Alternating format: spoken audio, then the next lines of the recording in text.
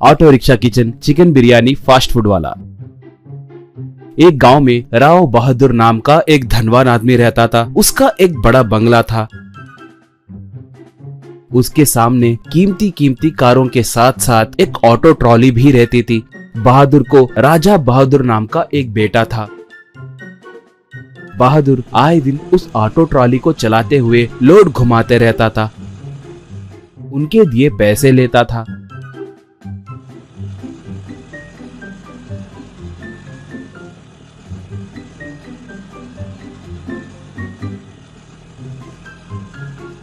मगर वो ऑटो बहुत पुरानी होने के कारण हर बार रास्ते में ही रुक जाती थी।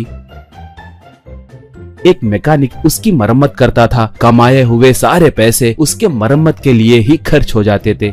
एक बार बहादुर ऑटो ट्राली में जाने लगा था, तभी वो ऑटो रास्ते में रुक गई। मैकेनिक उसे देखकर, राजा भाई, ये बहुत पुरानी हो चुकी है, तुम्हें बोले तो समझ में नहीं आता। मेरी बात सुनकर इसे स्क्रैप में बेच दो। इस पे 1 रुपया भी खर्च करना बेकार है। कहा तो राजा, नहीं भाई, मैं इसे बेच नहीं सकता। अब बात को समझो, कुछ भी करके इसे ठीक करो भाई, प्लीज। कहा।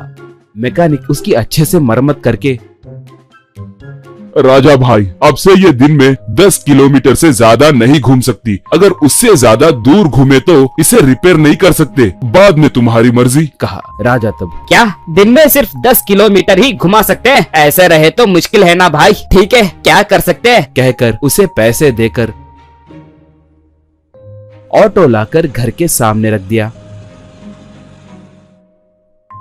थोड़े दिनों के बाद राजा बहादुर की शादी हुई। उसकी पत्नी का नाम नगमा था। वो बहुत समझदार थी। पति को आए दिन पिता के पास से 100 रुपए लेना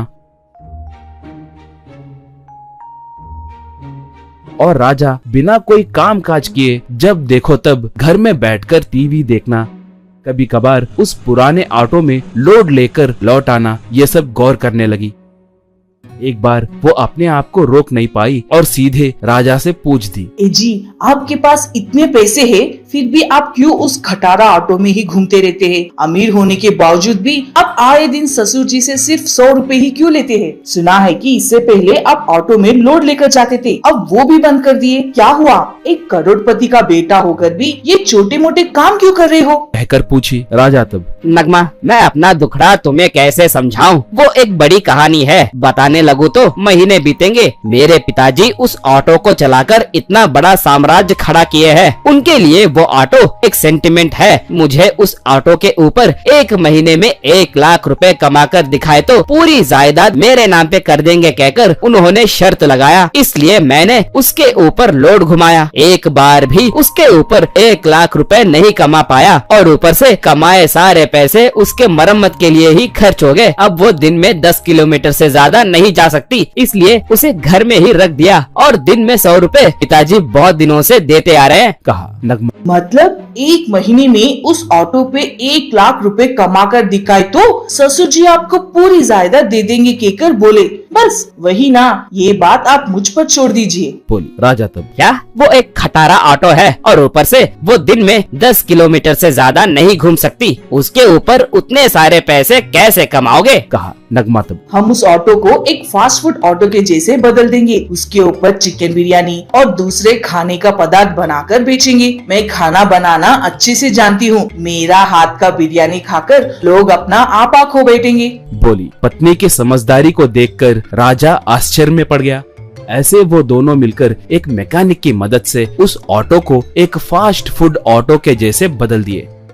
नगमा तब, देखिए, हमारा गांव का सेंटर यहाँ से 5 किलोमीटर दूरी पर है। जाकर आने के लिए 10 किलोमीटर होंगे, इसलिए हमारी ऑटो नहीं रुकेगी। बोली। ऐसे दोनों मिलकर उस ऑटो को लेकर गांव के अंदर आए। नगमा वहां पर चिकन बिरयानी बनाई और दूसरे व्यंजन भी बनाने लगी।